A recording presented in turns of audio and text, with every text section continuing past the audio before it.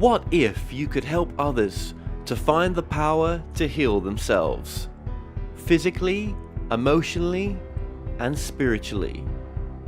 When I started teaching my classes, it was in 2002, and I was just doing the past life regressions and contacting the subconscious part.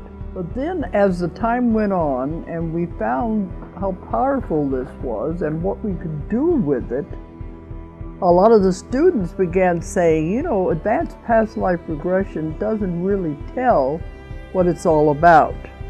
This is so much more than that. We think you should change the name. So it was a few years ago we decided to change the name to Quantum Healing Hypnosis Technique. And this is the healing technique that we've now been teaching it, well, since 2002, that's 12 years. What if you could time travel with them? Visit mythical places or angelic realms, other worlds, other galaxies. Help others to speak to their higher selves. You can. Dolores has taught thousands of people from across the world how to use QHHT, and now you can learn her method by going directly to dolorescannon.com. And don't forget to mention the discount code MORETALKS.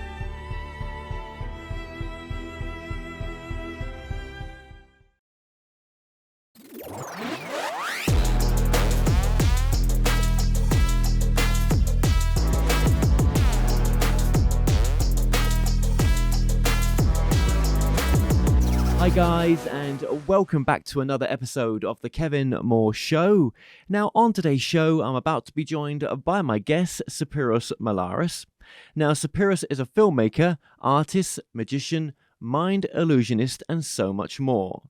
In 1995, he fooled the world with arguably the best hoax of all time, the Alien Autopsy. And he joins me today to talk about his part in that and so much more. Spyros, welcome to the show. Thank you. Welcome. Thank you very much. It's I know a show that we've been looking at doing for some time now. You contacted us, and I'm so glad you reached out. I believe you reached out because you saw my previous interview with Philip Mantle. That's right, yeah. Yeah. And if you could do an elevator pitch for this, how would you sum up what this is all going to be about? How would you sum up the Alien Autopsy? Okay. I'd like to, first of all, disqualify any notion that I set out to upset the UFO community or the public at large. That was never the intention. And so John Humphreys as well, my partner in crime, who sculpted the alien, we're both practical jokers. We're light-hearted people. It's all about humor for us. No, never in a million years did we believe that anyone would actually grab hold of this and run with it, you know. So first of all, I just want to dispel any notion that this was some kind of a big money-making scam on my part.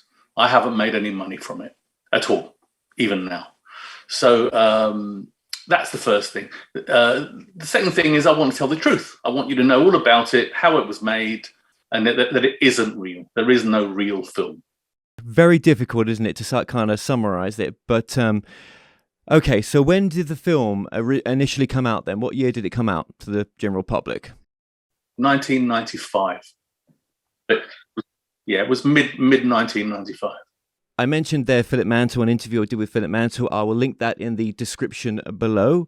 And Philip obviously has done a number of different documentaries, or been in a number of different documentaries when it comes to, you know, looking into the authenticity of the Alien Autopsy. And this was an autopsy. I remember it as a kid. I remember it coming on TV in the UK.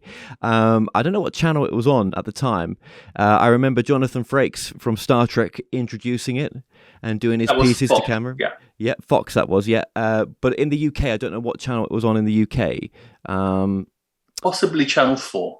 It could have been, yeah. It may have been, yeah. Oh God, there was such a stir at the time, and I remember watching it with my family, thinking, "Oh my God, that is pretty impressive. That's incredible."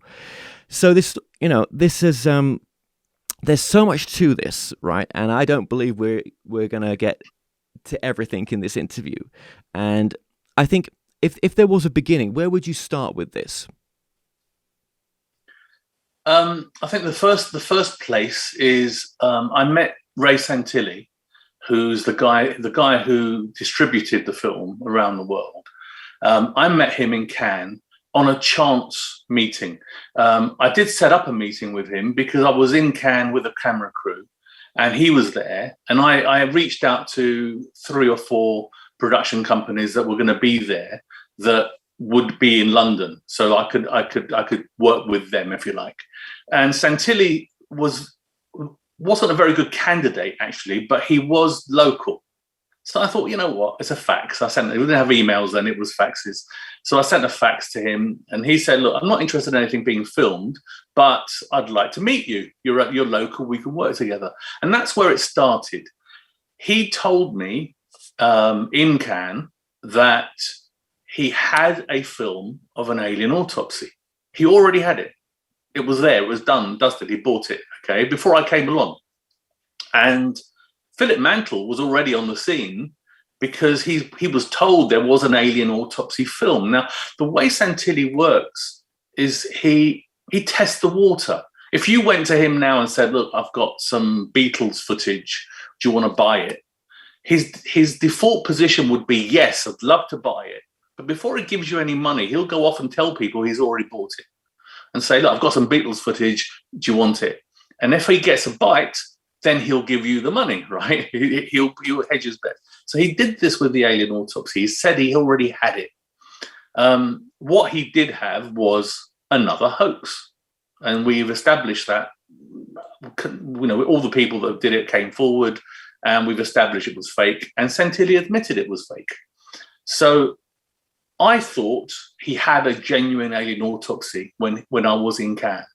So I met him in London. He showed it to me, and it was bad. It was really bad, right? So I just said, look, Ray, this is not real, right? And he was distraught because he acted distraught because he said he'd spent a 6-figure sum on it, you see. So I left his office thinking he's a bit of a nutter. It's kind of wasted my time, right? And I phoned John from the car and I said, you should have seen this, John, right? It was really terrible. And John said, well, why don't we make it for him? Let's make a proper one, right? So that was it. I said, well, let me think on how we're going to do it, because how do you monetize it? I don't want to con the public, right? That's not my thing. So that's how it started. Okay, so what was this original film that you saw? Who produced that for Ray? What the hell was that all about? Okay, it was made by an outfit in Milton Keynes that Ray used to work with. They used to make karaoke videos and children's videos, things like that. They weren't a film company as such, and they were called AK Music. So that tells you, that wasn't their thing, but they did work with video for the karaoke stuff they were doing. And a guy called Keith Bateman ran that operation. He was the K part of the AK Music.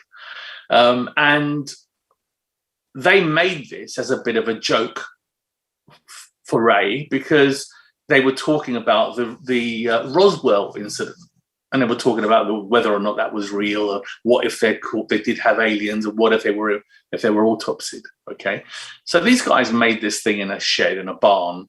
It was okay for a bit of fun, but it wasn't a serious piece of film. There was no research involved. So Santilli got hold of that. It was called the tent footage. And Santilli thought, you know what, this might have some mileage. And he started to tout it to people, see if anybody bit the hook. And a few people did. So he understood immediately there was a market for it. But would it stand the test of time? That was the thing. So that was the very first film, the tent footage. Okay, so Ray Santilli, he's a businessman, right? Yeah. And he was into, and I don't know what he's into doing now. I know he's been into production for a while, and he was buying back catalogs of music, or selling back catalogs of music, and maybe remastering them for whenever there was a new format that came out.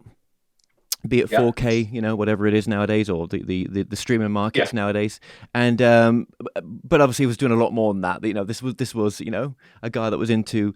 Was it mainly that stuff, the music industry and the video industry? Was that mainly what he was into at the time? Yeah, he kind of bought country and western TV shows from America, rejiggled them around and edited them up. In fact, I did a lot of them for him. That was one of the things I did with him, as a client. And he would then put it out on VHS or then DVD or whatever the format would be. And he would regurgitate that footage and create money from it, from the back catalogue.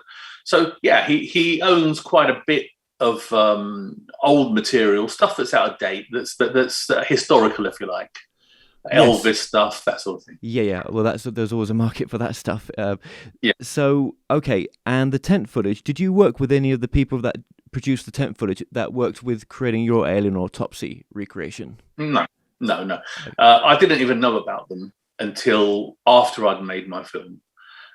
Because it's a small world. I was running several Sky television channels from my studio, and another outfit who had studios on the Junction 11.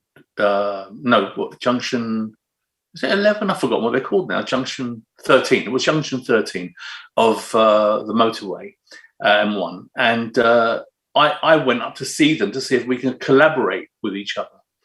And somebody there said, "Oh, my partner made the Alien Autopsy," and of course, I know I made it. So I'm in this meeting and I hear this guy say that his partner made it.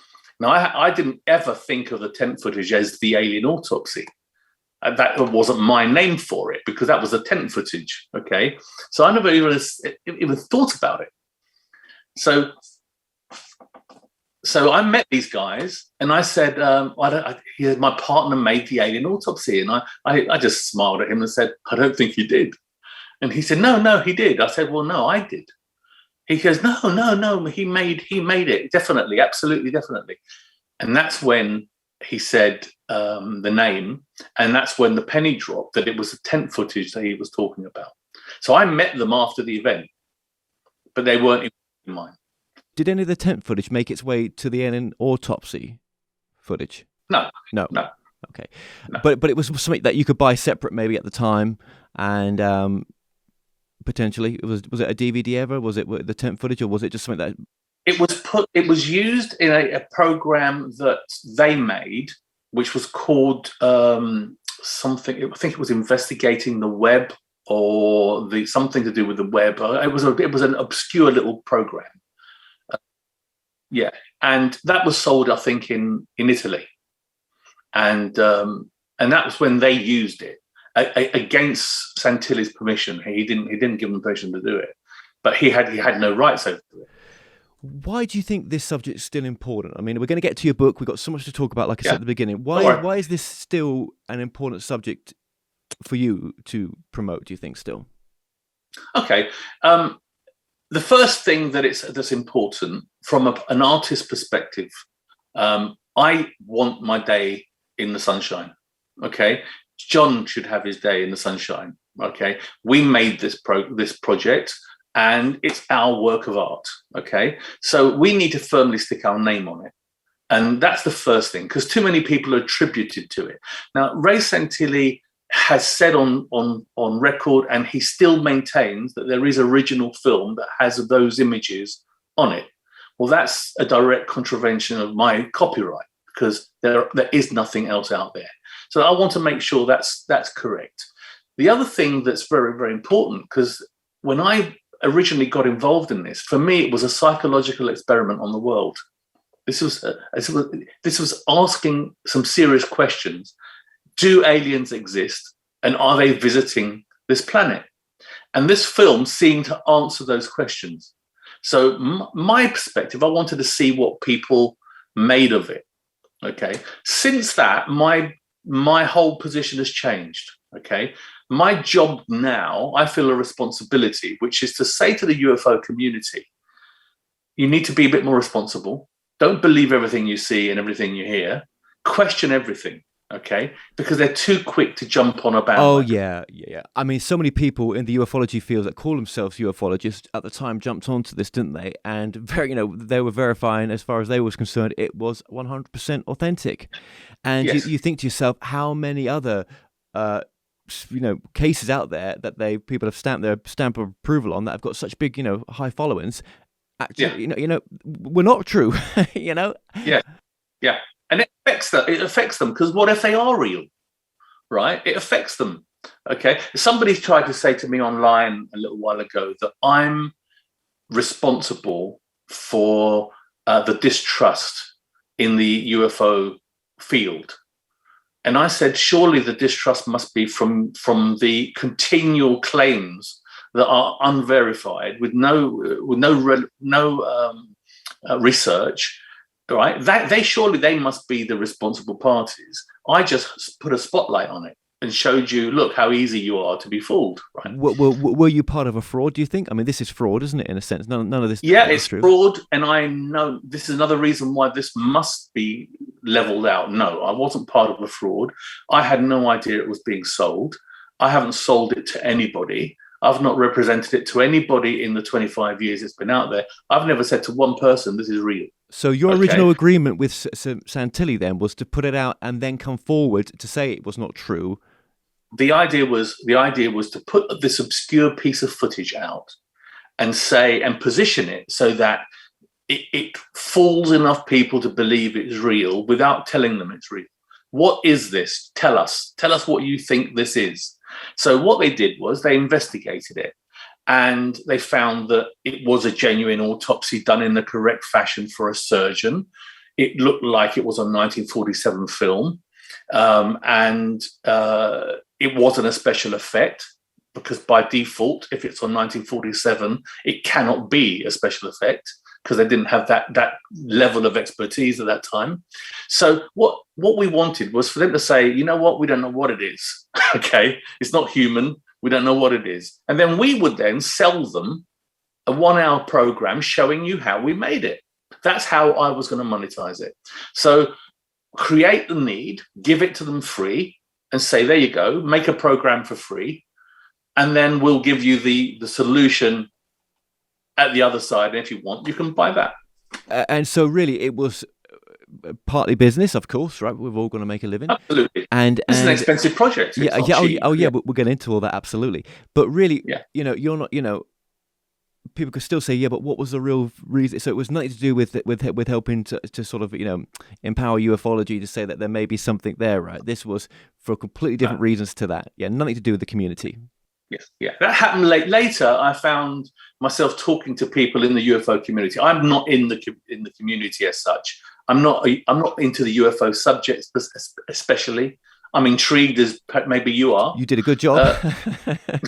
Yeah, but I'm not actually in the community. Nobody knew me then, and they only know me now for this film. Yes, absolutely. Okay, so you didn't go out there to knowingly defraud, and the deal that happened with Ray, what he did, and we'll get into all that, was completely out of your control, and not anything that you guys ever discussed. You know what I mean? It went down a completely different road. Well, I'll illustrate that for you.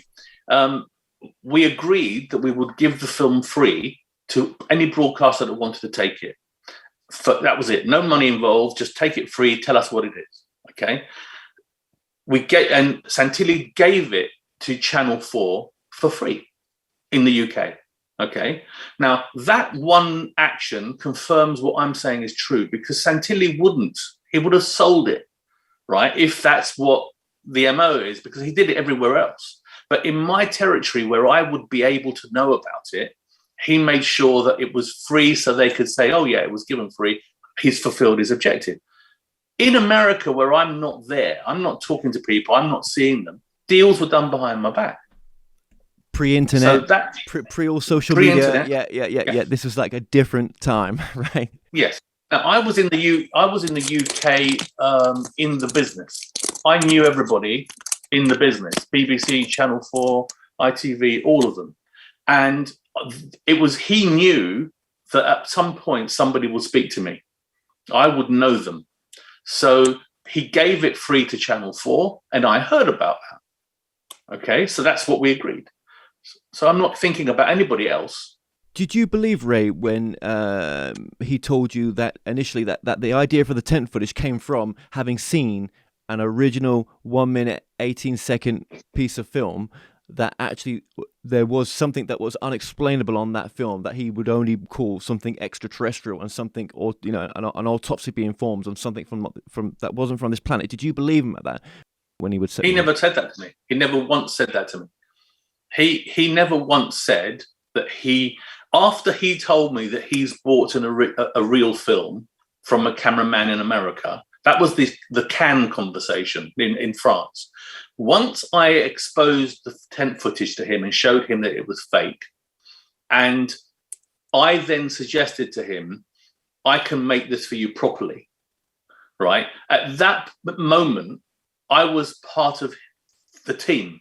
So I'm in the know, right? He never once said to me, oh, but I bought this real film. And no, he never done, he dropped that story with me since that day. When the tent footage came out and I said to him, it's not real, he then put a statement out to say, public statement to say, it's in my book. And in the statement, he said, it's turned out that this isn't the footage that I thought I bought, and it's not real, and that's why it's been withdrawn. But the real footage is coming. Okay. Now the real footage that's coming was my footage, right? So again, I never said to anybody it's real footage, and it was always agreed that it was, what do you think this is?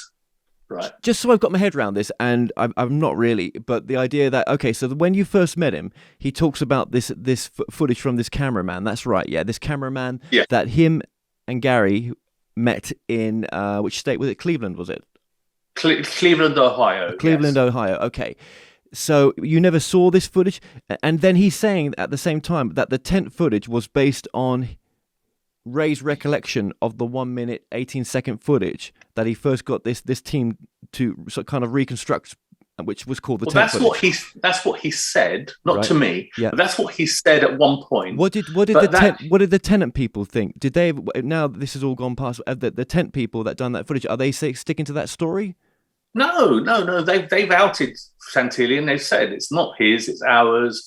He took it, tried to sell it. And he had no right. He's got no rights over it. Was it the same story that he gave you, that he gave to the tent footage people? That he saw the original 1 minute 18-second version. No. What happened? As I understand it, obviously I wasn't there, so I'm repeating what I was told.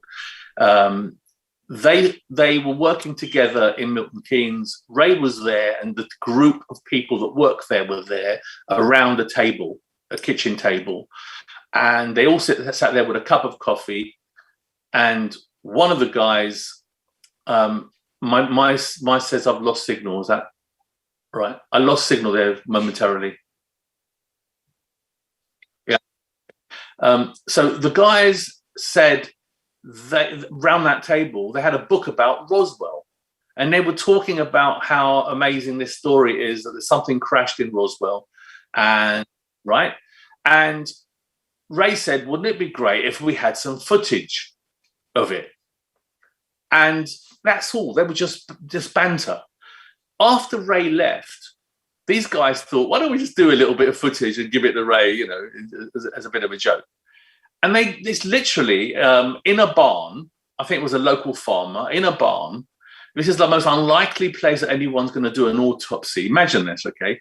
You're in Roswell, and you're doing the autopsy in a barn where you could be doing the autopsy a mile up the road in a proper facility, right? It doesn't make any sense. So that's the first thing. But the people in the footage are visible, okay? So once you turn up the brightness on the picture, you can see who they are. And that's it. And they've all said, yeah, it's us, yeah, fair enough, fair cop, right? And that's it. So it wasn't based on any real footage. The logic tells us that as well. So the story that Ray met a retired U.S. military cameraman, did you ever doubt, though, that Ray actually traveled to Cleveland, Ohio? Do you know what? I've never questioned the fact they were in Cleveland, Ohio. I've never, ever questioned that fact because it could have been, right? That's not really an issue.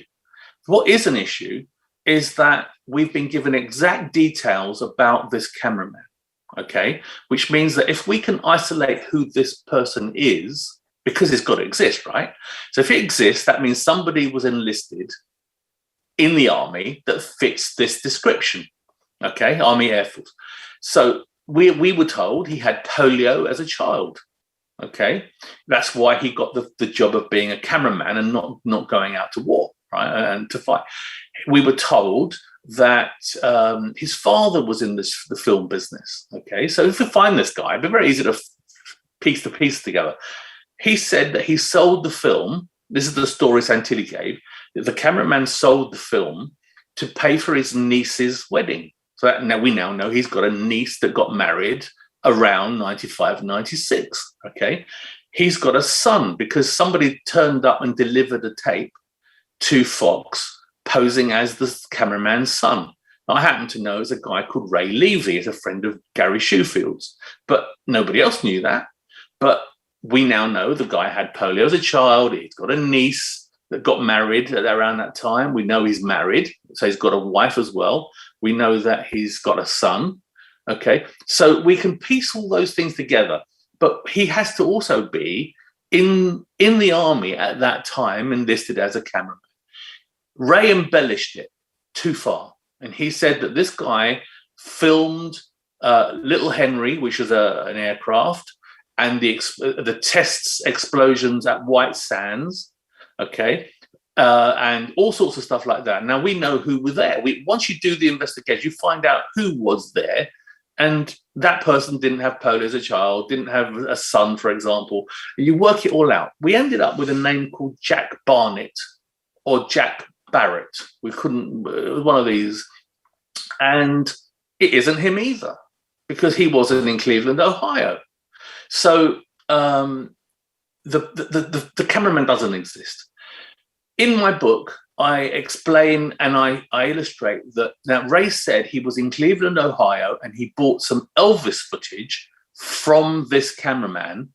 And then after he bought the Elvis footage, the cameraman said, "Would you like to see something else?" Okay, and showed him the alien footage. Well, we know for a fact that Ray bought Elvis footage from a DJ called Randall. Now, Randall wasn't in the army. Okay, he wasn't an army cameraman. He was a DJ, a radio DJ, and he sold Elvis footage to Ray, and Ray sold that Elvis footage the day he bought it to Gary Shoefield in Randall's office. Okay, so he bought it to sell it to Shoefield, who was buying it for another person. Okay, so they were obviously made some money in the middle. Okay, that's why they did it that way. But Ray says he bought some Elvis footage from the cameraman, so it can't be this Elvis footage, right? But this Elvis footage changed hands for a lot of money. Ray would not buy a second piece of Elvis footage and sit on it for 25 years. Hasn't materialized, right? So where is it? There is no other Elvis footage. Yeah, absolutely. So at the time, so when they're having this sort of round table meeting, prior to the tent footage, it's they're coming up with ideas, or just discussing Roswell. At what point do you think, or did Ray ever travel to Roswell in person? He didn't. I don't think he did. I'm only saying that because I would have known. He would have said something. He could have done it privately, right? He could have done it privately because he was on a different agenda to me. But I went to Roswell and I shot a bogus documentary, right? Because people were starting to say that this film wasn't real. And I needed it to be real for a little bit longer so that we had some longevity in making our new documentary, okay? If people started saying it's not real too soon, it was called Alien Autopsy, The Investigation Continues. I made it, yeah. I went, yeah.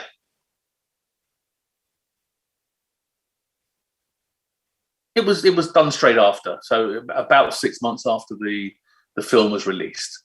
And the reason that I wanted to do it was because the Channel 4 documentary were talking very negatively about my film. And I wouldn't mind if they were right, but they made stuff up, okay? And it wasn't right. And if you're going to say it's fake, but tell me why it's fake, not because of the reasons you made up, right? So I wanted to go and re-interview those people and set the record straight that actually it's not a fake because of these reasons, right? So I wanted to leave it back at I don't know what it is then, right? And for example, one of the guys there, Dr. West at Guy's Hospital, he's a pathologist. He said it's 98%, in his opinion, it's 98% man-made, okay? Had no idea whether it was man-made or not. He made it up, right? 98%. So I at the time booked a barrister who was also a voiceover artist. He wasn't acting as a barrister, but he's qualified, but he was a voiceover artist that I used to use, right? Saul Reichling. And Saul has a great voice. He's a great presenter. I said, Saul, I want you to come and do this for me, but I want you to be a barrister in it. I want you to cross-examine them. Don't let them get away with anything. I want you to nail them to the cross, okay? Facts only. Okay, got it. So we went along, and he said to Dr. West on camera, it's in the documentary. He said, Dr. West, you're on TV saying that in your opinion it was 98% man-made. What's the 2% for? Why did you allow for 2%? And he said, well, that's in case I'm wrong. He said, well, with respect, if you're wrong, you're 100% wrong. You're not 2% wrong. So it's either a 50-50, either it is or it isn't, okay? So in the end, Dr. West agreed, yes, you're right, it's a 50-50. I don't know what this is, right? And it put the record straight that 98% was a made-up figure, and nobody still does. It still maintained its integrity, which is all I wanted to do. Does this documentary get released? It didn't get released. It's on the internet now. It's on my site. So you must have paid for that. How much did that cost you to make something like that? Well, Ray paid for the flights out to Roswell, and I paid for the crew and the filming and the whole thing. But if you knew me, right, as a friend, you would know that, you know what, I'm game. Okay, if you say, well, look, there's some guy that's seen a ghost, let's go and see what it's all about. I'll just get a plane and go, right? It's not about the money. It's not about the cost. It's fun for me. But right? Obviously, this is past just past the worldwide release of the footage, right, of the Alien Autopsy. Obviously, you and Ray are good buddies then, and you've signed a non-disclosure agreement with Ray, so you can't talk about anything at that point, or you didn't break it at that point. And that's right. But are you saying that you was unaware that throughout the world this thing was being sold for money? Because you've estimated that potentially that this has gone for millions and millions. Yes. When if you look at if you look at a broadcast cost of $500 a minute, with all the networks that it was sold to, and how many networks throughout the world was it sold to? Everywhere, every major network around the world. Much like the movie with Ant and Dec shows a lot of what we're talking about, and it shows. I mean, there's inconsistencies and there's things that are not true in there. I would think, right.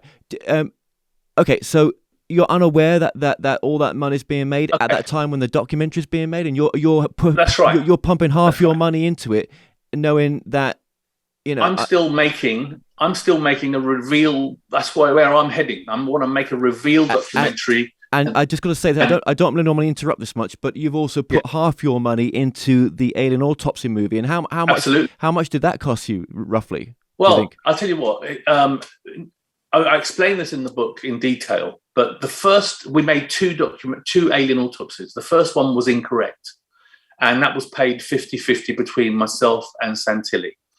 The second one, Santilli ran out of money and said, "I don't want to spend any more money." And I did it again off my own back. So I spent the money to make the second one. And the second one is the one that was released. Okay. It cost, the first time we made it cost $35,000. And that's without me charging my time. okay, at all. Now, I was the writer, set builder, designer of the costumes, designer of the set, director, producer, editor. So I cut all of these different people out because we wanted to keep a small crew. So had we done this properly, it would have been silly money. Okay, if we did it not properly, if we did it traditionally, where you employ people, because you didn't need the secrecy. If you so yes, I put quite a lot of money into it. And because I knew what a 1 hour documentary reveal program was worth, that was worth the millions that Santilli took. Okay. And so, but I didn't find out, for example, that Fox had paid for it until I met the producer, Bob Kiviat.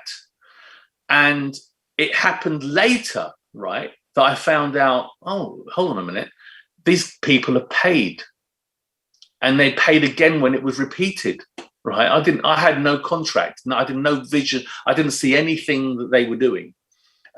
Because every time I said to Ray, somebody's using the film and they're doing it, they're bootlegging it and I can't control it because, we've told them that it's genuine film. And therefore, if it belongs to the military, we don't have a claim on it. So we can't have a claim on it and it's a military film. It's one or the other. And I said, well, you're not supposed to be claiming it to be real. He said, no, but by saying we don't know what it is and they're saying it's a military film, at that point, it's not ours, right? We haven't laid our claim on it. So he kept getting away with people using it. I saw it a few times, a couple of times. Once in Hong Kong, I saw it in a hotel room. And it was on telly. I phoned him immediately from Hong Kong and I said, look, I'm watching it on telly.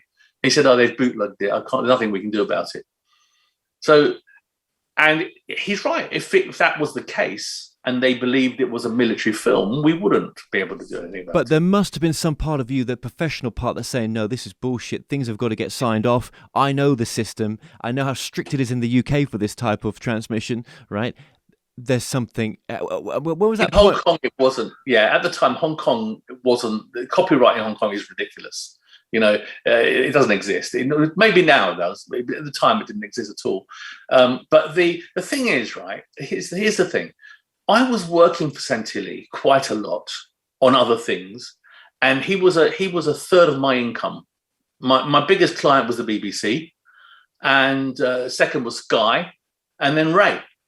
So he was there all the time, and we were working on projects, and we were socializing as friends. I believed him. Yeah, and if you're running, you said at the beginning of this, you're running a number of Sky channels, as in you were maybe working on the playout systems, what was being played out. Yeah. Yeah. It's all good money back in the day. A facility, and I had lots of clients who were playing out their programming from my building, and we were also making programs for BBC, Channel 4, ITV, all of them, every big player. And these would end up in what market? America, or where were they going? Just wherever he could sell it. So he would put it out there. There's markets in Cannes where you go along and buyers come along and you sell your products, right? And they take them to their territories. So I would repackage an existing set of performances, if you like, create a program, do all the graphics, do the cover sleeve, the whole thing. So I would make quite a lot of money from Ray. So I wasn't going to rock the boat on a whim because at the bottom line was I believed him. The person who didn't believe him and the person that I should have listened to was John. John Humphreys kept saying to me, something's wrong here. Why are we not seeing any money? They're selling it everywhere. And I said, John, no one's selling it anywhere. And I later found out, John started to think that I was in on the Santilli thing, right? Which is why we fell out. We fell out big time. One of my best friends, and it drew us apart. So, no, I had no knowledge, and I feel foolish now because I should have smelt a rat. But it's not always what it seems. It's not always, I kind of like to see the good in people. I like to see, people were telling me about Ray Santilli at various events I would go to, and I would stick up for him and say, no, I haven't had that experience of him, When I look at the Alien Autopsy, and you had so much detail in there, and we'll get into that as well very briefly. But even the artifacts that were recovered, right? When you look at a book like Philip Corso's book, The Day After Roswell, and I believe that maybe that book happened after the Roswell footage. Yeah. And maybe you'd gathered some of your ideas from people like this, right? But no, not at all. Well, one of you must. Someone had some knowledge of Roswell somewhere.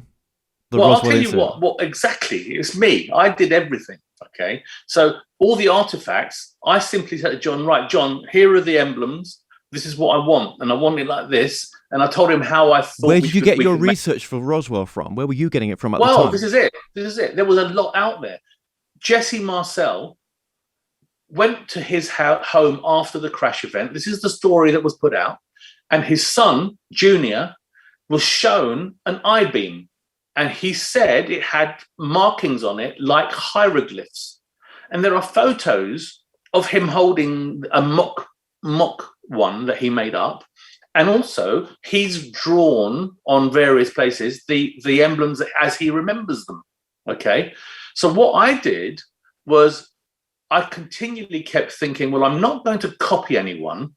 I want it to be mine. Because later, I don't want anyone to say, well, you took my copyright, you took my ideas. But he did say there were I-beams, a little tiny I-beam that he showed. I didn't know where that would go on a spaceship.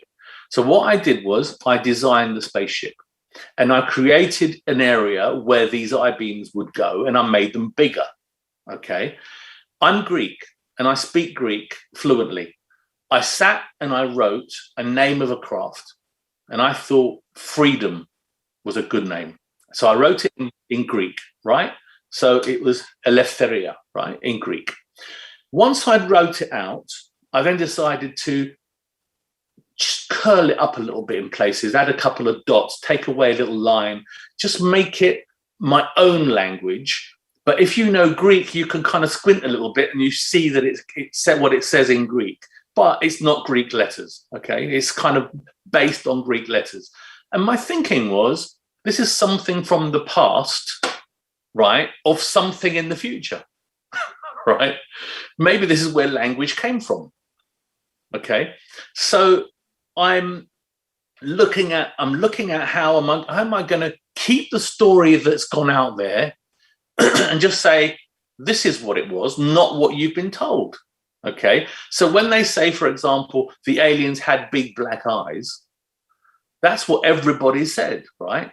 So I wanted to say, no, they haven't got big black eyes. They've got lenses like we have, an iris and a pupil, but they're sunglasses. I had the removal of the sunglasses, the lenses, to show it's an eye. Now, nobody can contradict me because I've shown you what you already know, that they've got black eyes.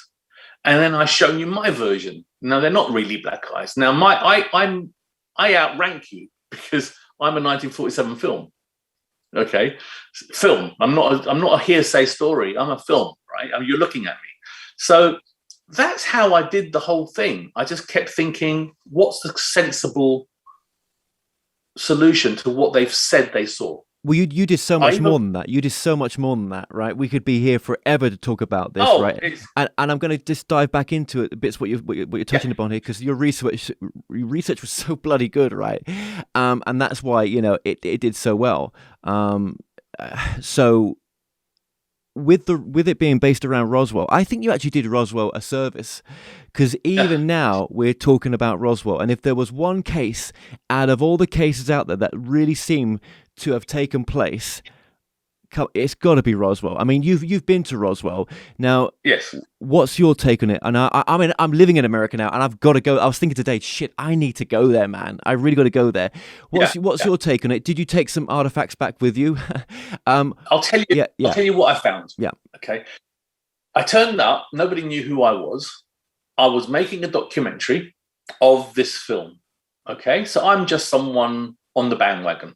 Okay, so my girlfriend Georgina at the time, she did all the research. She's the one that researched a lot of the detail, but she found all the people that were relevant who were there in 1947 in some capacity, and she arranged interviews with these people. Okay, so Frank Joyce, who was a DJ on the radio, and he told us about how the story broke, and it came from the Roswell Army Airfield, and they told them that they captured a flying saucer. We visited the neighbor of Mac Brazel, who owned the ranch that this thing supposedly crashed on, and this is a lady called Loretta Proctor, and she was 20 miles away from Mac, and he supposedly went to his nearest neighbor, which is Loretta, on horseback in a storm to show her a piece of spaceship. Okay, so there must have been something serious that dropped. It wasn't a weather balloon. Okay, so we spoke to Loretta Proctor. We spoke to a few people that were in the army at the time. Lieutenant Robert Shirkey, who was there. There was also the press officer who released the story. There was a lot of people, right? So the general consensus is this: I believe something crashed, right? And I believe something unusual crashed. So it wasn't a weather balloon. It was something unusual. Was it an alien spaceship? I don't believe it was. And I'll tell you why I say that. There are a number of aircraft that materialized after the event that don't look like airplanes. They're triangular. They take off vertically, for example. Things that airplanes don't do. They move. They shift sideways. They do things that airplanes don't do. So you would be mistaken if you saw this brand new, a Harrier jump jet. If you saw a Harrier jump jet in the 1940s, you wouldn't know what it is, right? You wouldn't be able to explain the movement and the speed. So I believe it was a craft that they were testing. They wanted to keep it secret from the Russians. It crashed. The last thing they wanted was that bad publicity that their planes are crashing. And that's what I think. I don't know for a fact, that's my personal belief. Now, the other thing that smelt a little bit to me of fake was I wanted to see the crash site. So we booked to go and see the crash site at Mac Brazel's ranch. And then somebody said to me, or said to us, that's not the real crash site. The real crash site is slightly out of Roswell, and it's in Socorro, right? So, okay, I'll go there as well then, okay? Then someone else said, actually, no, the real crash site is in White Sands. So we ended up seeing 6 crash sites. Okay, everyone's cashing in your $2 to get in to have a look at this crash site. Okay, now, how many of them are lying? Well, at least 5 of them, because I don't believe there were 6 crashes, right? And why are they all crashing? Did they crash? Were they shot down? Because it doesn't make any sense. They travel all the hundreds of billions of light years they have to travel to get to us, because nothing we've been to they're not there. So it's got to be beyond, right? Is it another dimension? Well, I don't know anything about other dimensions, right? So why are they crashing when they arrive? None of it makes sense. So as soon as I said there was more than one crash site, I then suddenly thought, well, okay, there's either 6 crash sites, 1 crash site, or no crash sites. I hired a pilot called Rodney Korn, who took us up in a small plane, in his plane, and we flew over the crash site at the Brazel Ranch, and we could see any disruptions from the aerial view. And when we were on the ground, I did see a circular, I describe it as a sheet of glass where the sand had melted from extreme heat. So I was convinced something hit it of great heat, right? But a crash of a plane would do that. Lightning strike might do that. I don't know. No evidence of an alien. So all guesswork. Did you take any of that glass? You know what I did? I took a little piece. It's a little rock, and it was It's in box. It's in a box somewhere in storage. So it didn't mean a thing, right? I found out later they called it Christopal or something or other. It's an actual thing. It's a Christopal light. I can't remember. Didn't you go on a TV show in the UK and say to the hostess that feel this? Can't you feel the energy coming off it? I'm sure you did. That was a bit of a thing for TV. It's a bit of stuff. I did a thing for Philip Mantle, right? Which was quite a funny story, right? It was the first time I was in public talking about the Alien Autopsy, and what I did was I sellotaped a stone under everybody's seat, okay, in the auditorium. And I started the story that I went to Roswell, I visited the crash site, and it was very magical. And I was very impressed with the rocks and the stones around, that I actually took some back with me. And I said, if you look under your seat, you'll find that there's two, sorry, each person had two. I said, you'll find there are two under your seat. If you remove them now, and they all remove them, and I say that they're from Roswell, and there's something very special about them. So if you push them together like this and hold them, you'll find that they stick together. They're magnetized, and you can't pull them apart. You see, and of course, all it is suggestion. Okay, so I've got the whole audience now trying to pull these apart, and it won't.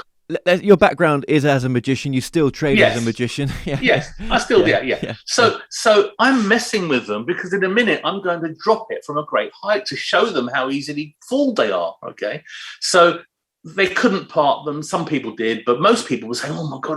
Oh yes, they're magnetized. They're magnetized." I said, "Now if you just relax now, just pull them apart, they'll come apart." And they did, right? And I said, I've got to come clean. I bought them this morning from B&Q, right? They're not from Roswell at all. And now I've got these people all looking at each other like, well, what did he tell us it was from Roswell for, right? And then I went on to say, those stones are as real as the Alien Autopsy. I made that too. And then I went into the whole thing. So the reason it's funny is because the audience turned on me, and I'd given them ammunition. They've all got two stones. Yeah. So, well, look. Let's just go back to Roswell. How long were you at Roswell in the time that you did the investigation there for the documentary that only ever got released online, and the people that you met? Yeah, was it like a week? About a week. Okay, a week. Okay. Would you be surprised that actually something did happen there, and you're wrong in what you're saying? You know what? I wouldn't be surprised, because I've always said, this is what I've said, and I'll say it again, okay? I don't know what I'm talking about. I'm making it up because it's just my opinion, okay? I went there and I saw a lot of intelligent people telling me something crashed and they don't believe it's of this earth. What about those people with direct descent from the people that actually were there at the time? I mean, their parents' stories. Well, yeah, but I spoke to their parents. Right? I actually spoke to the people that were there, and they are adamant. They're adamant that they definitely dealt with something top secret. Definitely, there were bodies, right? So I haven't met anybody who was in the autopsy room, or there was supposed to be a nurse or whatever. We couldn't find her.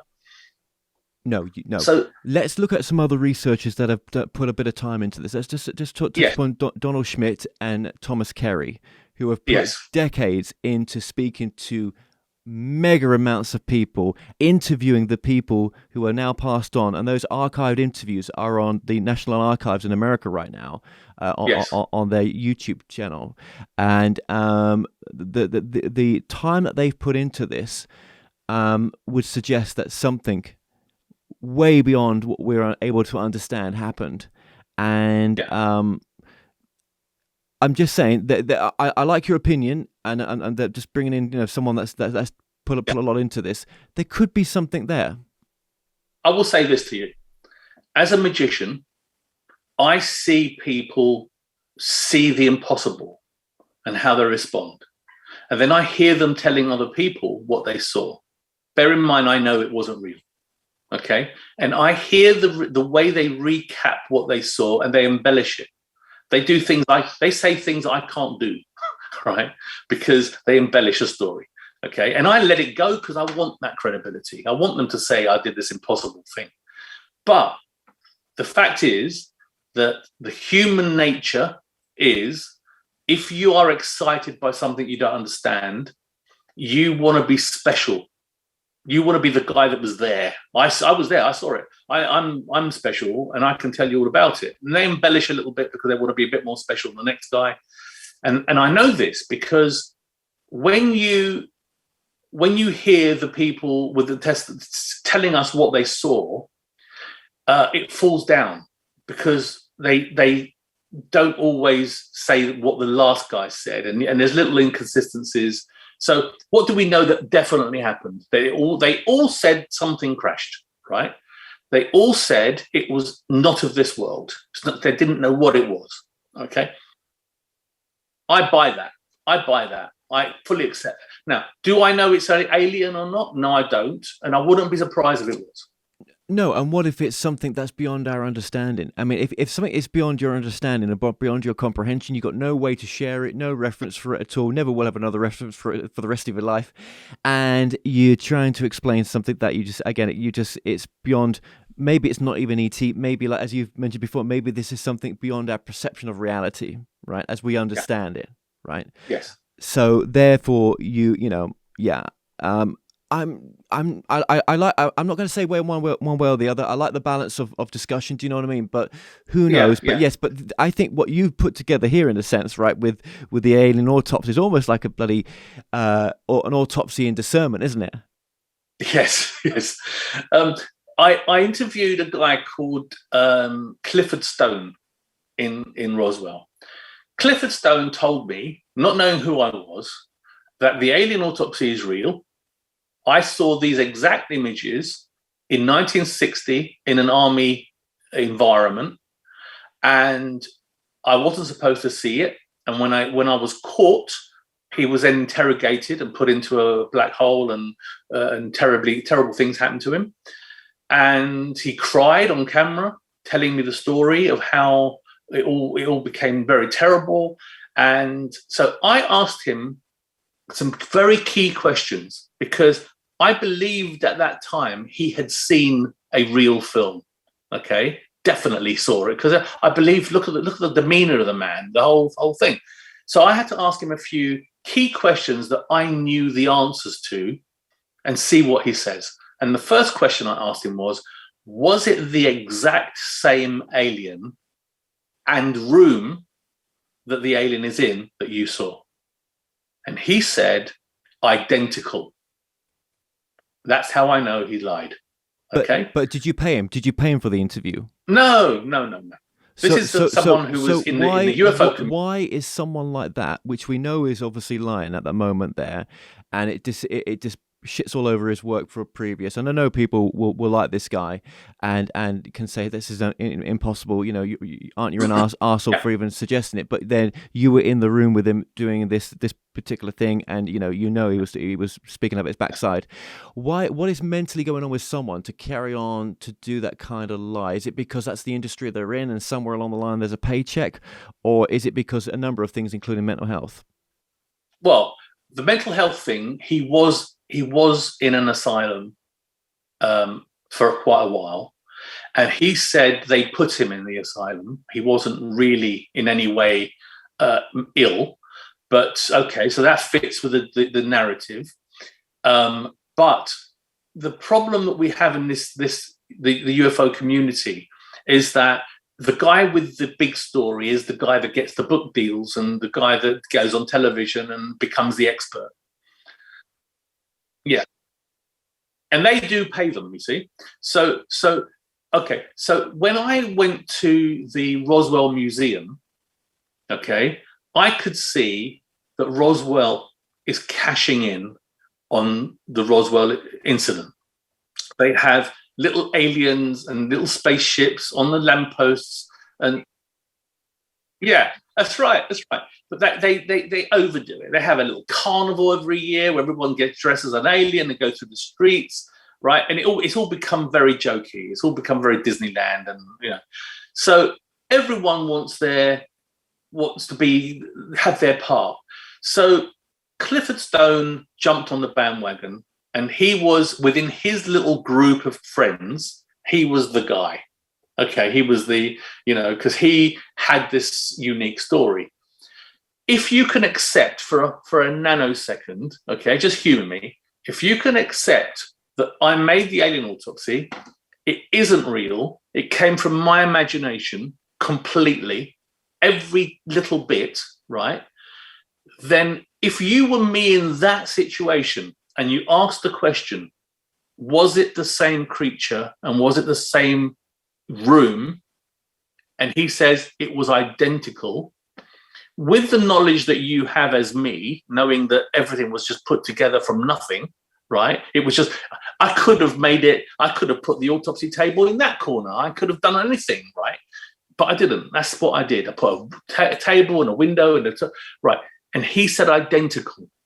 That tells me he's lying. So I know for myself. Mm-hmm.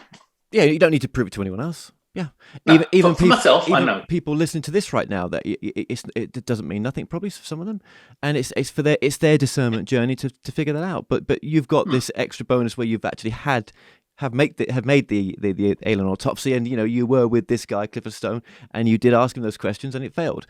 So how can we know that you're telling the truth, that you made it though? I mean, because that's a great question. Well, Ray would say you're full of shit, and he's a liar. Okay, I can answer that question very easily, right? And that's a good question, right? Because that's a question I would ask if it was somebody else, right? Okay, first thing is, just like in a court of law, okay, you should be looking at two things, okay? Reasonable doubt, beyond a reasonable doubt. So the answers are beyond a reasonable doubt, and they need to also be the law of probability, okay? You need to use both of those. Now, the first thing, Ray told many stories all down the line. Every year it changes. But right at the beginning, he said, I wasn't even involved, right? Now, today, he's admitted that I was involved because he's got no choice. But why would you say he wasn't even involved? That's the first thing. What's the reason for that? Okay, why would you want this guy not involved? Okay.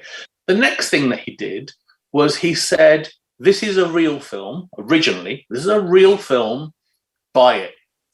Then, when it came out that it's not real, because I've proven elements of it aren't real, I can prove without a shadow of a doubt, and beyond all reasonable doubt, plus the probability of it being real is impossible, right? Because of all the other reasons. So he had to change his story. So he said, okay, all right, I lied to you when I told you it was real. It's a restoration. And then he was corrected. No, restoration's the wrong word. It's recreation that you're trying to imply. And he said, no, it's a restoration, like the Michelangelo's. No, it's nothing. There was nothing real to paint over, right? And if you're saying it was real and it was damaged, then it's been restored. Sorry, it's been recreated, right? So if it was recreated, show us the film that wasn't damaged, because he said a minute and odd, right? That survived. Well, he hasn't been able to until recently, right? Recently, he tried to sell a frame via auction for $1 million. Okay, you know about that? Nope. I call it the $1 million frame. I know nothing about that. You don't know anything about it? No. Oh, it's fantastic. Oh, let's just have a look at the book as well. So, just bring the book up as well. So this is the book. This is the book. This is your book, and just show how thick that is as well. That's a quite a thick. Yeah. Let me show you. Right, I added at the end. Let me just get it quickly, and then I'll show you it. Before this went to print, I held it back, and I added a whole frame.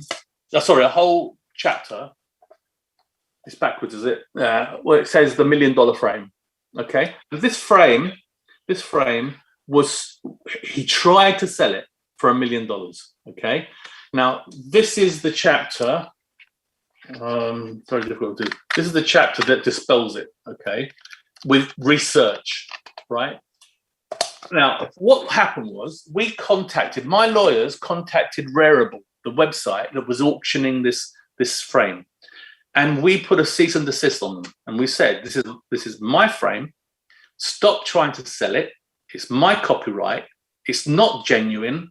as per what Santilli was saying, that it's a real frame, and that whoever buys it gets confirmation from the CIA that it's real, because the CIA said they saw this film, right? We disqualified the email chain that went out recently with Dr. Kit Green, who apparently said that it's real. He didn't. We've shown the email chain itself is fake with email addresses that don't exist. It's all in the book, very, very great detail. But Rarible removed it from the auction once they found out who I was and what I was saying. In that frame, in that $1 million frame, there is a Bunsen burner in the background.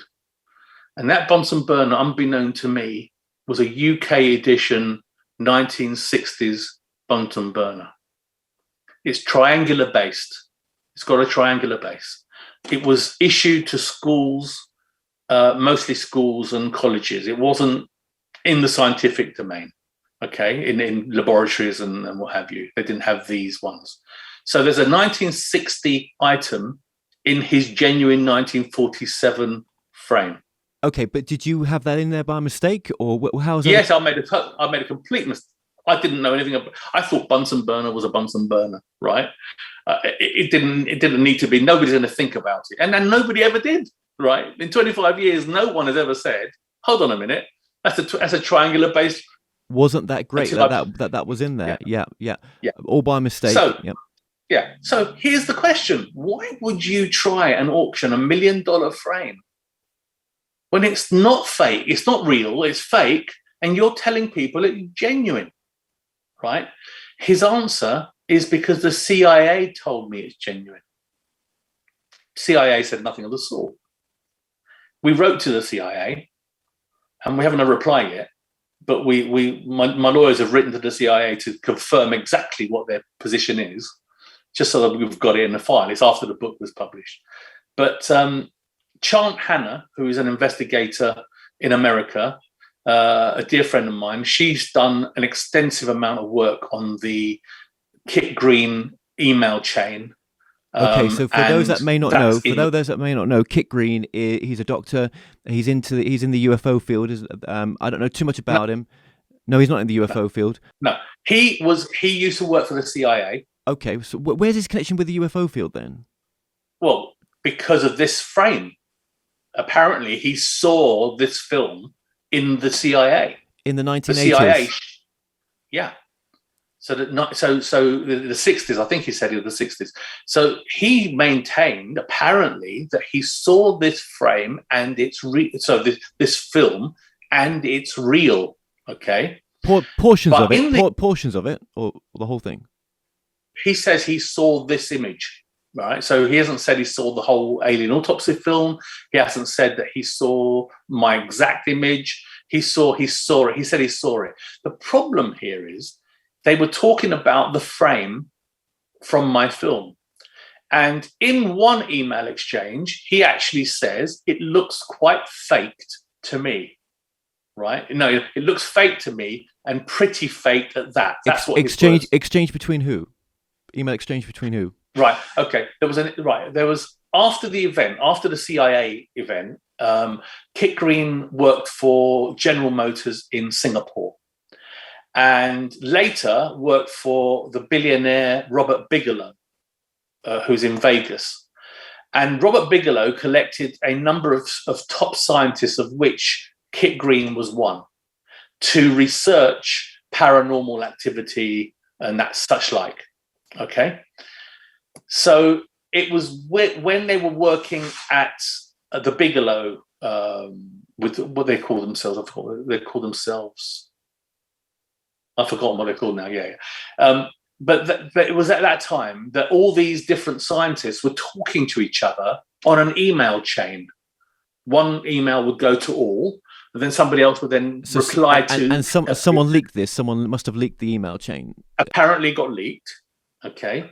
But when you investigate the emails, you find that there's a GM Motors Singapore email address for somebody who never lived or worked for GM, never lived in Singapore, never worked for General Motors, right? There was descriptions of the anatomy of the alien using human terms, but for the wrong part of the body. It wasn't a doctor that did it, just got it wrong. Okay, well, you go into more detail about that. I'm just cautious of time. You go to more detail about that book, how you've debunked it. It's all in the book. But let me just ask you this as well. But has anybody ever spoken to Kit Green and actually had a one-to-one conversation by phone or recorded a conversation? Well, I think he was interviewed by a guy whose business it is to put out podcasts on the internet and monetize them. I think his name was Dolan, is it? Richard Dolan? Richard, yeah. I don't know him personally. I did ask him if he wanted to interview me, and he didn't even reply, because I would blow the lid on it. Now he's got a valuable piece of footage there that people are paying to see, right? But it's nonsense. Did you ever reach out to Kit Green? I haven't been able to get hold of him. I think that Chant Hannah tried to get hold of him, but got the other people. She spoke to other people on the email chain. So we don't know. It can't be proved that was actually him on the email chain. He could deny it, couldn't he? Do you know what I mean? That's right. But it can't be him, because he actually contradicts himself in it. 1 minute he says it's fake. If it was him, it's not true, because it's doctored. Yeah, it's doctored. Or he's not telling the truth, because how could he have seen it then? Unless you did something that actually was similar to the actual Roswell, which did happen, and he was actually they were actually discussing my film, so they're not talking about another film. It's my film.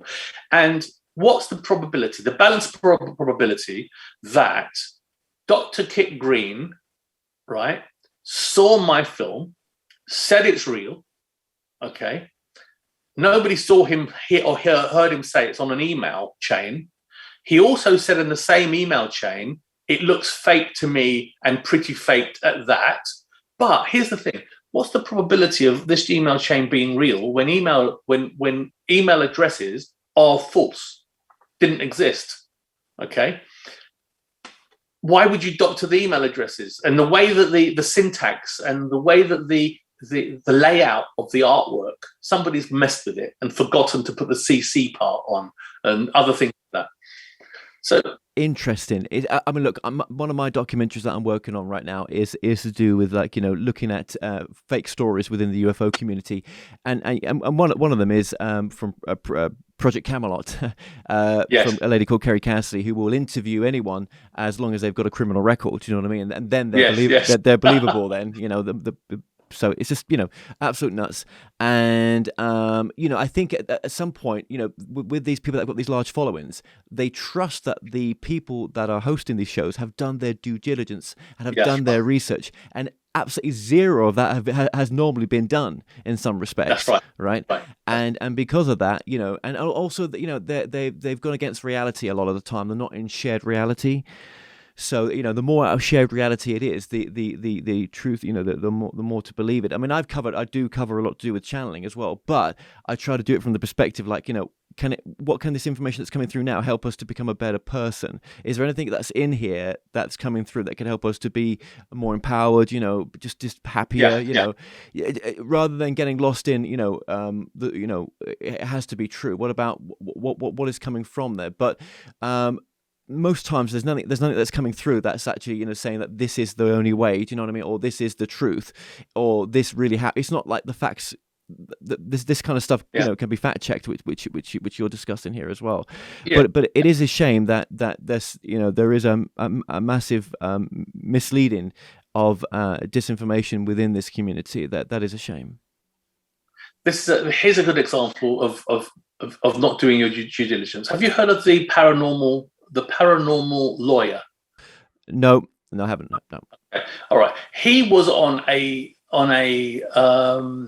chat show like this with Richard Dolan, and I think it was Ray Santilli, and they asked Santilli, "Can they get? You say this is a real film. Can we get some real film to test once and for all?" Now, Santilli's default position is, yeah, absolutely, why not? He never says no because he can't, right?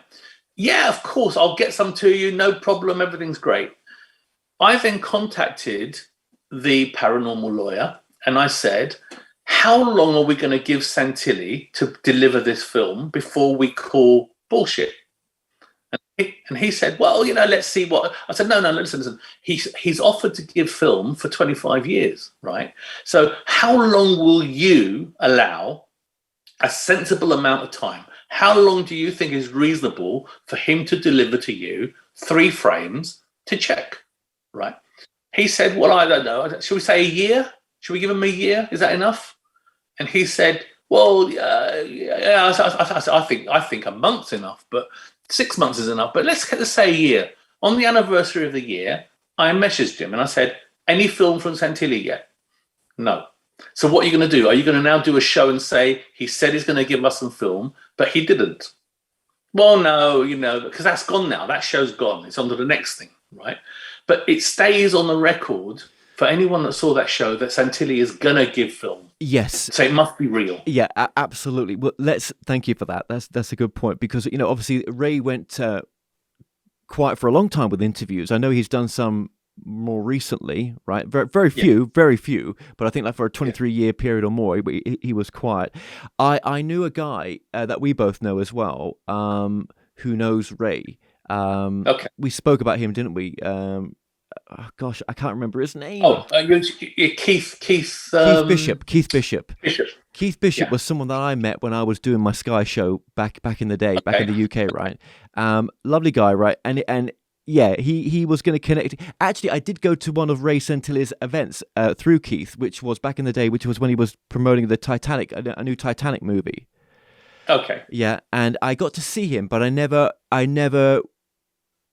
was never introduced. Do you know what I mean? Yeah. So, what is your relationship with Ray like right now? Are you talking or? Okay.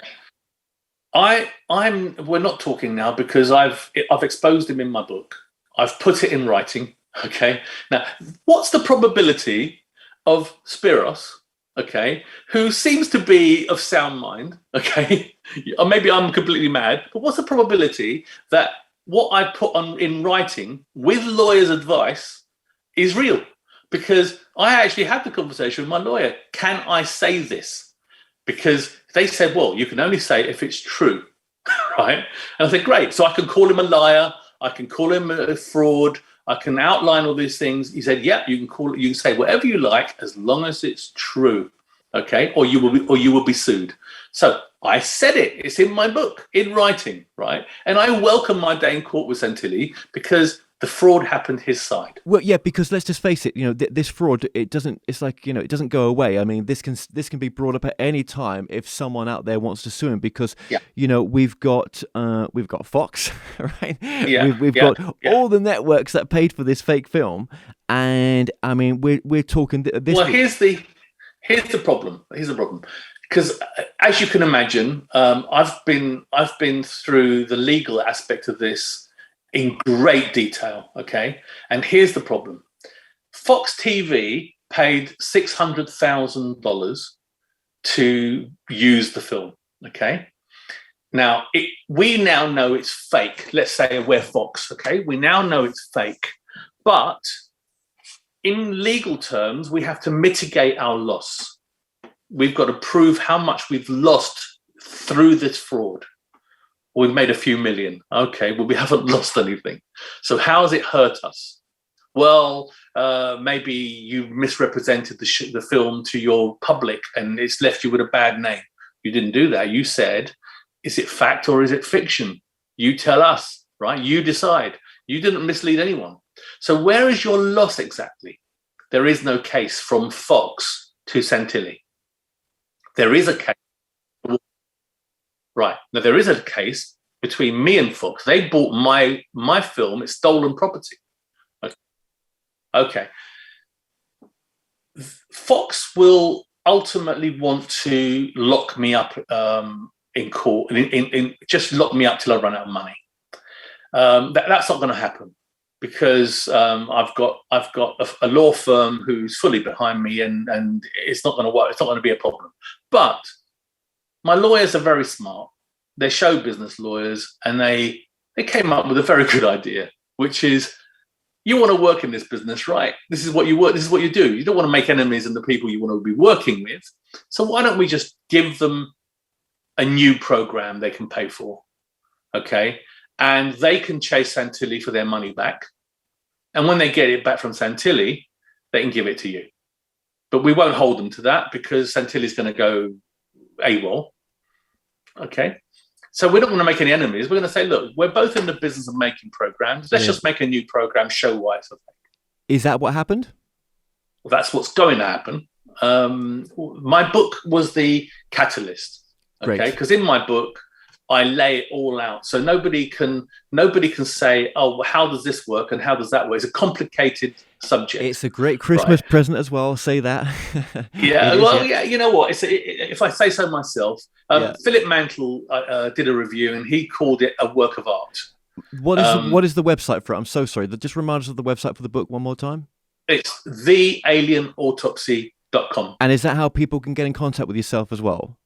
Yeah, they can get through. They can contact me there or on Facebook. I've got a group called Alien Autopsy Fact Files. We will link all this below. Now, just continue what you were saying there. So the book has opened up more advantageous sort of situations for you, and work-wise, Yeah. You can also search Amazon for the book. It's on there. So yeah, it's around, right? The publisher is writersquill.co.uk. It's on there as well. So you can get it somewhere. January is the launch of the paperback version, which it's also color. It's all full color. I'm just to show you what I'm talking about because it's hard to describe it, right? So it's full color, illustrated throughout. So you can see it's really, and it feels lovely. You know, this is the collector's limited edition. Every penny of profit on this one is going to my homeless charity. So I'm not making a bean on this, but I hope to make some money. I hope to make some money on my paperback version of it. Okay, there's Philip Mantle. Where is he? Up there. There he is. The forward is by Philip. Yeah. So this opened up doors for you, and this has actually brought you closer to some of the production companies that you could work with now. That you know. If you can't sort it out in court, you can maybe sort it out, you know. I don't think court is the right way to go. It's no one wins. No one wins in court. Even though you registered this with the Library of Congress in America. That's right. And I had to prove it was mine. And then I said, well, how can two films, identical films, be registered at the Library of Congress? One is 1947, Santilli's registration. And by the way, in the book, I tear his registration to pieces, line by line. Everything he said, I've torn it to pieces. So, and that's what I did with the Library of Congress, which is why they gave me my registration. So I said, how can two pieces of film be in the Library of Congress registered at different dates and they're the same film? And she said, well, clearly it isn't. It can't be both dates. We've shown us it's 1995. So that one must be wrong. So what are you going to do? You need to remove it. And they said, we can't do that. We're not proactive, we're reactive. So you need to go to court, establish that there's been a fraud, and then when you've got the court result, you come to us and the court makes us remove it. So we react to the court as opposed to proact. So that's where we are with it. Santilli tried to have my registration removed, and they said no, it's legit, it's not going anywhere. So I've now challenged Santilli and called him out, and I've said, my book's there now. I'm calling it a fraud, and I said to him, either he comes forward now and tells the story for real, or we go to the police, because it's now becoming a police issue. I got a text from Ray. This is the last time I heard from him, a few months ago. And he said, I wish I had it. Well, I would have put it in the book. But he said, and I've still got it on my phone. He said, there's a Greek. So there's a plane full of mozzarella and halloumi cheese, and you've got to throw out one of them to save yourself. What one are you throwing out? And before you say the mozzarella, just think about how useful it is, right? So just for those that don't understand what that's about, I'm Greek, halloumi cheese. He's Italian, mozzarella cheese. And he thinks, and he's basically saying, don't throw me out of the plane. I could be useful, okay? Because he can't say the words, so he's just made a little story up. So I basically just said, I just didn't reply to him. I just said, enough now. It's too little, too late. Why would the police be involved at this point, do you think? Why do you feel that? Because he's sold my film, and he's now telling people there is a real film, and he's tried to sell my frame for $1 million. Well, that's fraud, right? Now, the minute he didn't sell it because it was removed because I said so, it becomes conspiracy to defraud. Okay, it's still fraud. Okay, and that's where we're at today. Well, what would you want though from him? I mean, are you saying you want some of the revenue that was owed to you? No, I'm not going to see a bean from him. It's not about that. What it's about is I want my copyright. I want my justification. I want my credit. And as long as he keeps saying there is a real film, that affects me. And as long as he keeps saying that I'm a fraud, it affects me, right? Because for it to be a real film means I'm a fraud, right? So I'm not having that. I'm not happy to sit there with him saying those things. So time is finished. It's over now. It's taken a long time, but I wasn't able to. Life takes over, so things happen, health gets in the way, all sorts of things happen, and I wasn't able to do anything about it before now. How much money do you think he made from the movie with Ant and Dec? Okay, I know for a fact how much he made, because I did a little bit of digging. The deal they did was $300,000 advance, and they kept the DVD and broadcast rights. Okay? So, right. Gary, Shoefield, and Ray came to my office when that deal was offered to them, and they said, we're thinking of doing this movie. What do you think? And I said, guys, we haven't told the story in 10 years, right? It's maintained its integrity in the hope that we're going to make a reveal documentary. And I can't speak out because I'm under a non-disclosure agreement. And you're going to now tell the story for free, right, in this movie. Because I said, how much are they paying us? And they said, no, we're doing it for fun. Okay. So I said, you're going to tell the story for free. I'm out of pocket and Volker's out of pocket. And you're going to give the story after 10 years when actually we should be making the documentary we set out to make, right? So as soon as they did the publicity for the Ant and Dec film, that was now put in the public domain by Santilli, which allowed me to speak. I was now released from my non-disclosure agreement. So as soon as the Ant and Dec film happened is when I came on the scene. So I came forward once it was placed in the public domain with the Ant and Dec film. Yes, that's when you came forward at that point. That's right. Yes, yeah. Yes. Who played you in the movie, actually? Omid Jalili. Now, Omid Jalili was I was at the opening, the premiere of a film called The Infidel that he was in, and I went to say hello, and he was surrounded with people. You can imagine, right? Loads of people. And I said, I don't want to interrupt. Just want to say hello. My name's Spiros. And he immediately said, "Oh my God, Spiros!" He says, "Sorry, I've got to speak to this guy." And he got rid of everybody. And he said, "Oh, I wanted to meet you, but they wouldn't let me meet you. I wanted to know who I was playing so I could." Right? They kept it away from me. So therefore, you had a part in this movie, obviously. Yeah.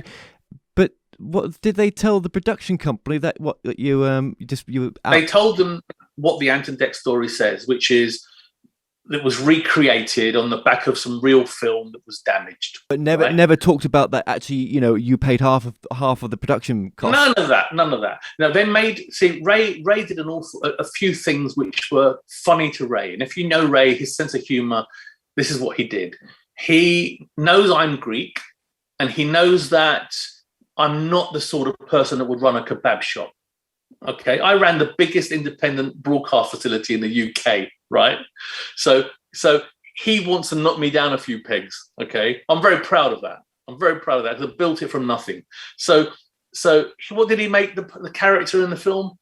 A Turkish person, not Greek, right? Who runs a kebab shop. Nothing wrong with running a kebab shop, but he's saying that that's me, right? The only qualification this Turkish kebab shop owner had to make the Alien Autopsy in the Antodet film was he did wedding videos on the weekend, right? Now, to Ray, that's funny. So it's a direct link of him having a go at me.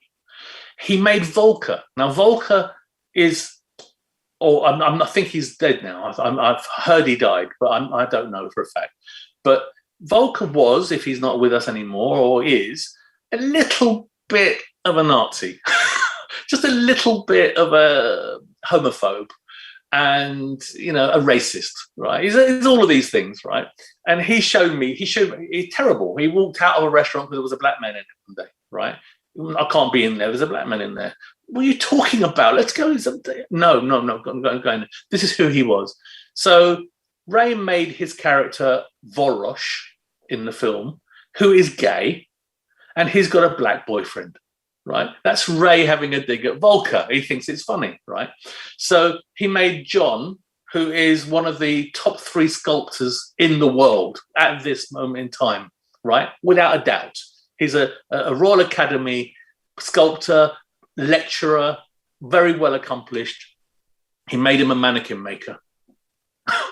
And he made him a retired mannequin maker. Okay. So he diminished everybody's role and made it the Gary and Ray show. This is an important part here, just to sort of bring this to a closure as well. Gary, obviously, look, there's so much we've not spoken about, and we've been going on for a while right now. That we can do a part 2 if you want. There is so much to this, right? There is so much to this, but let's just focus on Gary as well. Well, actually, before we do, very quickly, what's Ray up to now? Is it just the same stuff, the same thing? That's what. No idea. Okay. I would imagine. Gary Shoefield. Gary Shoefield played a big part in this, didn't he? In the end. Well, you know what? Do you know what? You're going to be surprised to hear this. I didn't even know he was involved. When I was at the beginning, I didn't even know he was involved. Right? Gary was a friend of Ray's. I was introduced to Gary as a friend of Ray's, and I would never speak about the Alien Autopsy with him because I didn't know he was in the loop, right? And it was a need to know basis. If you don't bring it up, you don't talk about it, right? So that was how it was. It was a military operation, and I had no idea that he was involved.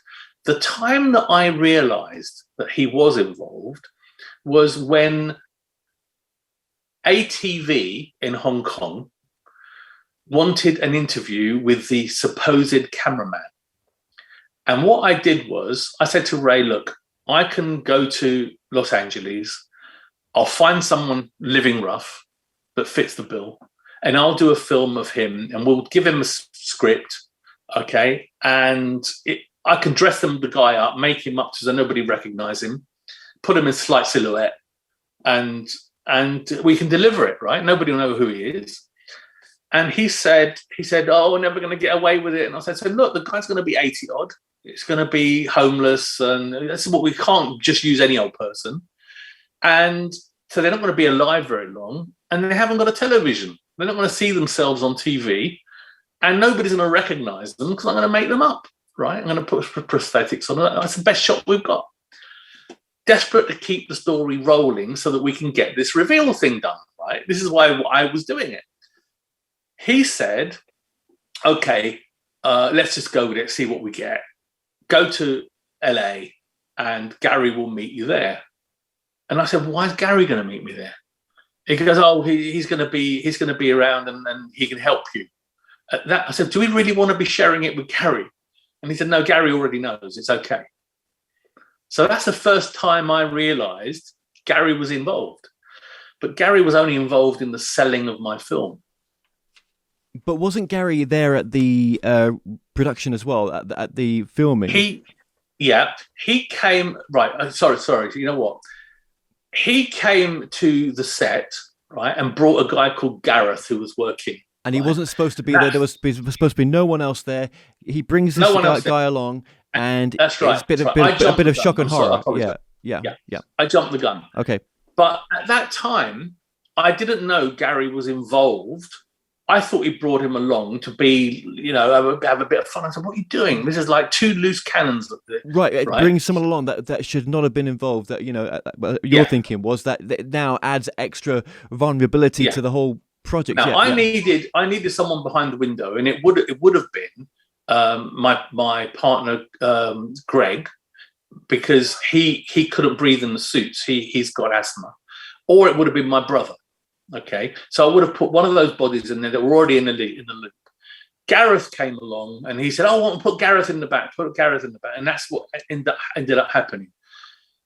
I heard an interview with Gary where he said to the interviewer that he's in the film. He's in one of the suits. That's not true. It's completely not true. And you can tell it's not true. It's in my book, right? Because one of them was my girlfriend who has boobs, and you can see that it's a girl, okay? And the other person is John, who's a lot shorter than Gary.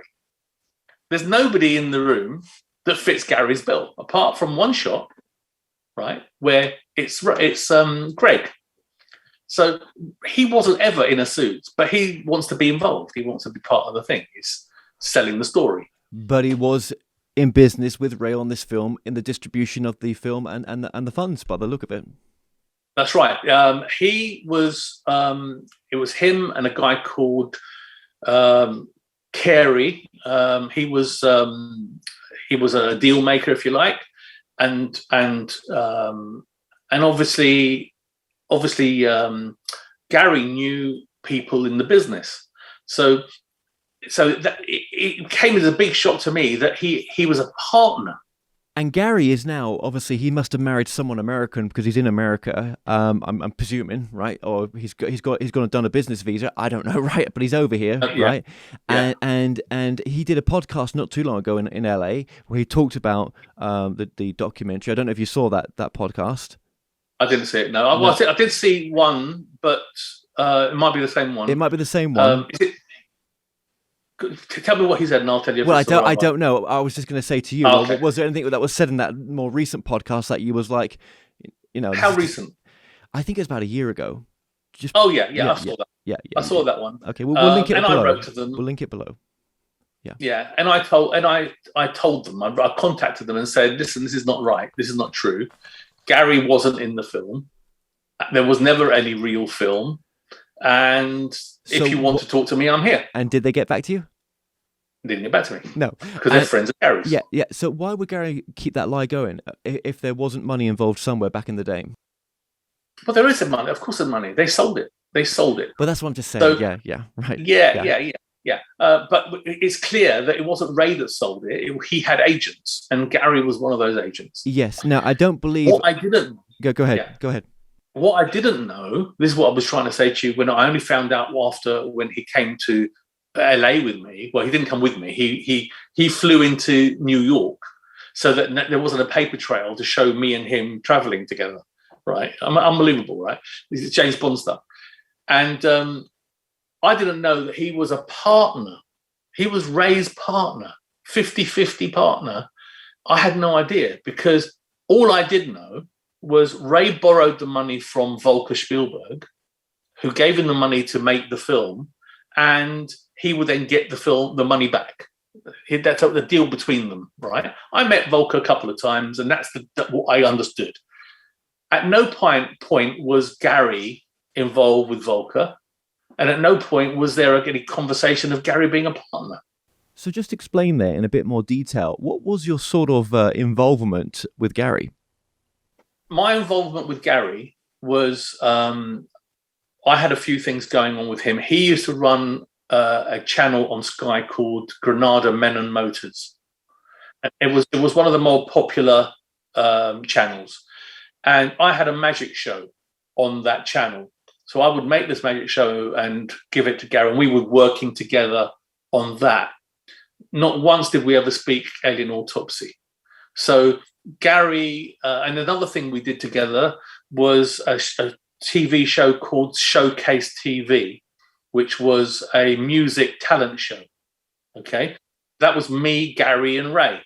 Okay, and I believe the guy that I just mentioned, Chris Carey, who was the deal maker that was selling the Alien Autopsy, he too was part of the Showcase thing. But never did they speak to me about the Alien Autopsy, not once. No, and you think that the Alien Autopsy movie and the documentary that one documentary that was done that's been on Netflix for some time. I don't know if it's still on Netflix or what country. It's still on Netflix. It's still on Netflix, earning dollar, yeah. And who's getting the money for that? Yeah. So Gary now is into holographic creation. I think he's yep. I don't know if Ray and Gary are still even talking, but I guess they are. But maybe on the front they'll say they're not. What's your Ray scoop? told me they weren't. Yeah, what's your scoop on Gary now? I mean, what is there anything that you want to share that you've learned? Or? I don't know much about. I mean, I also was in holograms for a while, and I didn't know Gary in that circle when I was in it. My guess is that Gary met a company that does holographic images and became an agent for them, because he's not a filmmaker. He's not somebody that would be able to make a hologram, right? But I dare say he's got involved with an outfit that does. That makes sense to me. Gary is a corporate animal. You know, he's the guy that you would employ to be the managing director of your outfit. Right, he's the guy that kept Ray sort of grounded a bit as well during some of their time together. Yeah. Mm-hmm. Okay. Now, where Gary is the guy that you would employ, Ray is unemployable. He's a one-man band on his own. Nobody will ever employ Ray. He'd be unreliable, right? He doesn't work for anyone. So they're very different animals. One flies from the seat of his pants. The other one's very grounded and 9 to 5 and knows, you know. Gary never lied to me once. Never, ever said anything to me that wasn't true. But Ray did constantly, right? Okay. So and Gary's demeanor was very much that of a lawyer, you know. A lawyer, be very careful what they say, because what they say, they stand by. It's what they don't say that's important. That's what I was going to say. This is just what I was going to say. Hang on a minute. It's what you didn't say to you. Yeah. Okay. Well, we need to wrap this up for both of us. So what is an important thing in your life do you think you've learned from this whole experience? I haven't learned a thing. Okay. And I'll tell you why I haven't learned a thing. Okay. A cynical person will say, don't trust anyone again. Right. I do trust, because you know what? Most people are good. Right. That's the bottom line. Did I learn anything about trusting people? No, I didn't. Right.